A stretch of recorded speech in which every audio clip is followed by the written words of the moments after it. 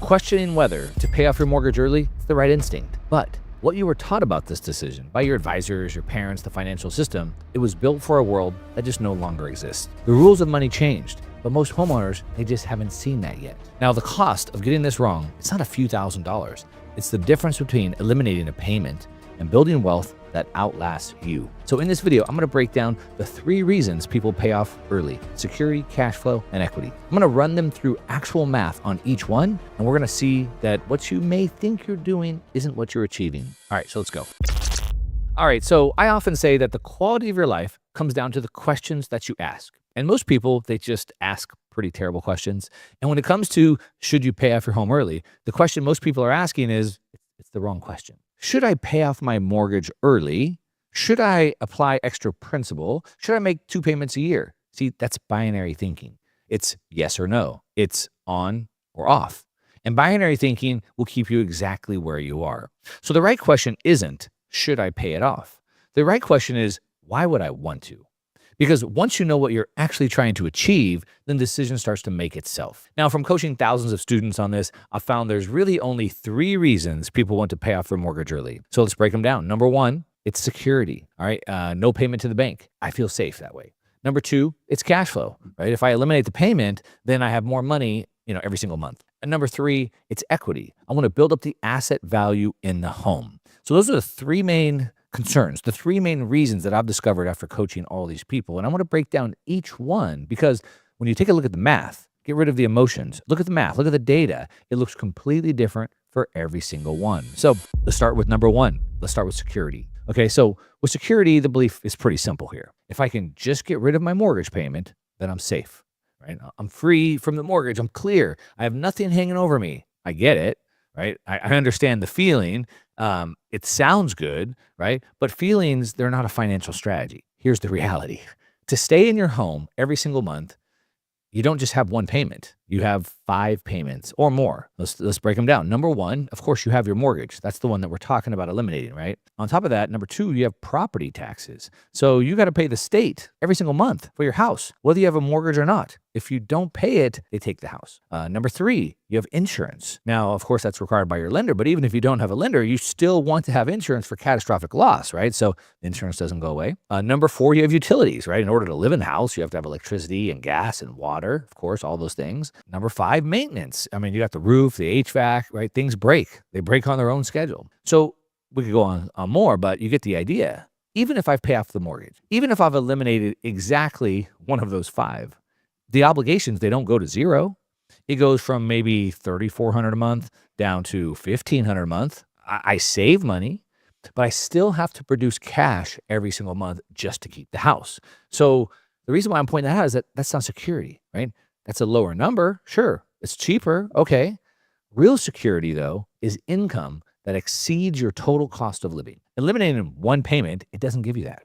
So if security is the real reason that you want to pay it off early, well, the math doesn't support it, which of course brings us to cash flow. And this is where it starts to get really interesting. Okay, so if we look at cash flow, we're getting into the math here.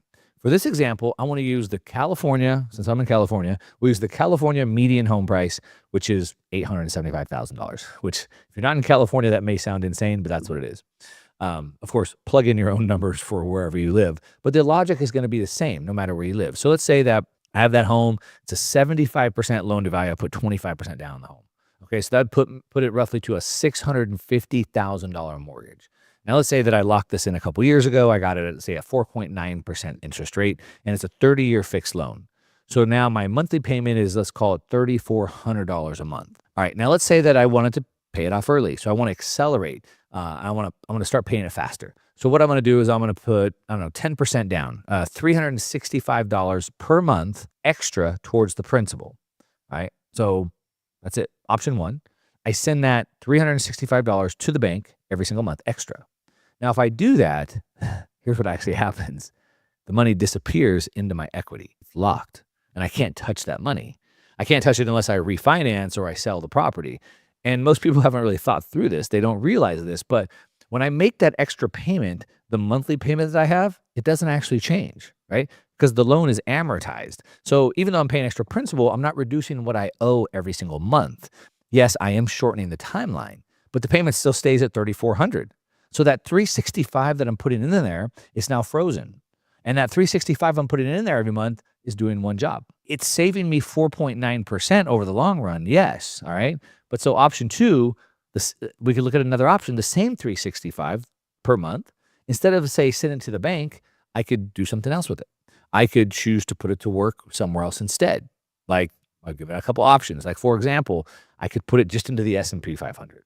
The long run average is around 7% on that. It's doing better in the last 5 years. It probably will continue to do better than 7%, but the long run average is 7%. And just at 7%, I'm already beating my mortgage rate of 4.9. So now the same dollar is now compounding faster. Let's go further. Some other options I like is Strike, STRK. It's a Series A preferred stock from MicroStrategy or Strategy.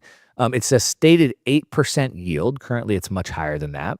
It's a contractual coupon. They have to pay you this. It's backed by the largest corporate Bitcoin treasury in the world. You can buy it from any brokerage account right now. And the best part, it's convertible to MicroStrategy stock. So when the price of the stock goes up, which it will, well, not financial advice, I expect it to go up a lot from here, it converts into it. So not only do I get the yield, guaranteed 8, right now it's probably about 10 or 11%, plus I get the upside convexity of the conversion into MicroStrategy stock. And it gets even better because the yield that they're paying me is not income. The yield that they're paying me is what's called a return on capital, which means it's tax deferred. So I'm not just getting back to 8 or 10%, it's probably more like 14, 15%, depending on what your tax rate is. So back to my options. So I could put it in my mortgage and save 4.9% a year, or I could earn 10, 12, 14% and have the upside. Okay, now let's run this forward a little bit. So let's just say, going back to the 8%, keep it easy. Let's just say at 8%, within 20 years, which is what it would take me to prepay that mortgage anyway, at 20 years, the income from that 365 a month now covers my entire mortgage payment. This means the investment now pays the mortgage. Wasn't this my goal in the first place, to get my mortgage payment taken care of? So I achieved the same thing, except for now I have an investment. And here's where it even gets more sophisticated, right? That same brokerage position, it can also serve as collateral. Collateral for a securities-backed line of credit at maybe 3, 4, 5%. So now that dollar is generating 8% income or more. It's providing access to cheap capital simultaneously.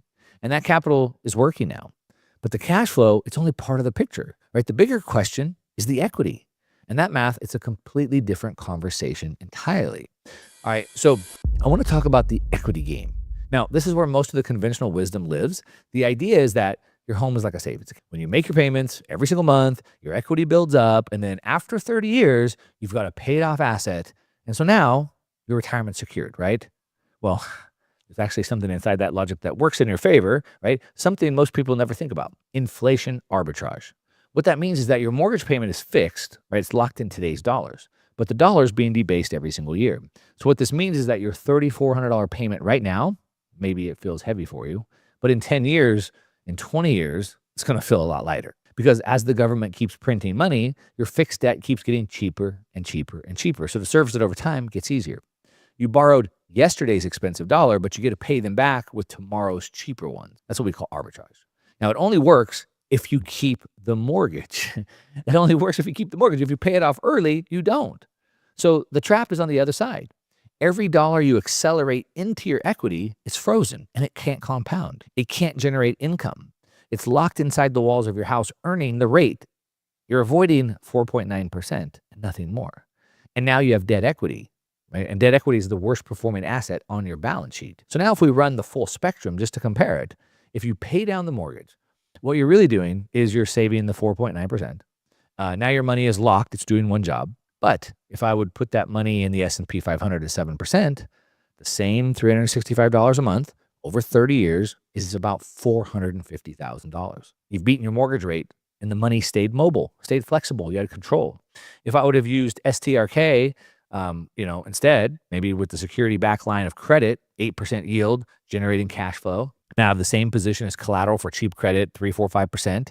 Now the income eventually covers the payment.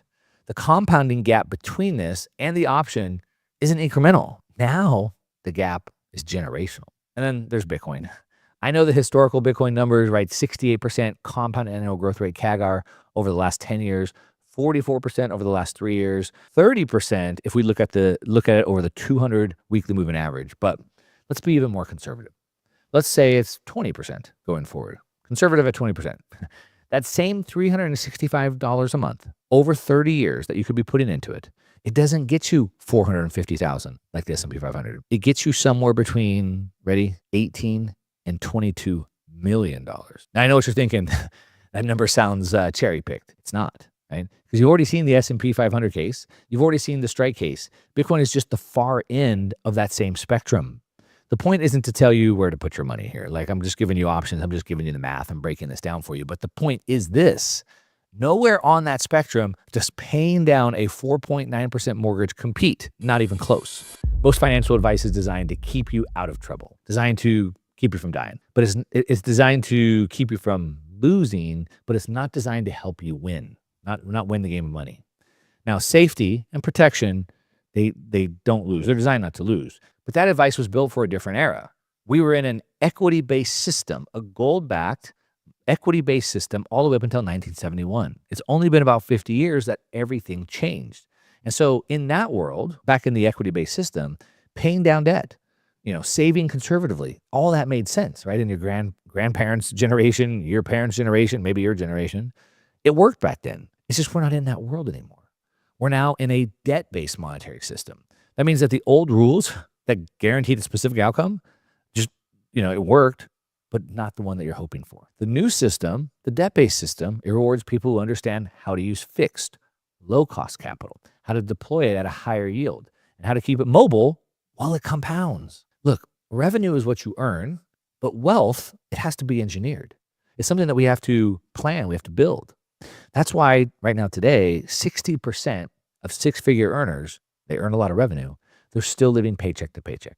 High income is not enough. You have to turn that income into wealth. And in order to do that, it has to be done intentionally, right? It has to be done intentionally, has to be engineered with a system. So let's go back to the question that we started with. Should you pay off your mortgage early? It's up to you to decide, right? Nobody knows what you're trying to achieve. But if now that you've seen the security argument, it doesn't hold. Now that you've seen the cash flow math, deployment beats pay down every time. And now that you've seen the full equity spectrum from 4.9% all the way to the end, to the Bitcoin end. And so the question was never, should I pay it off? It's, what am I actually trying to achieve? It's a different question.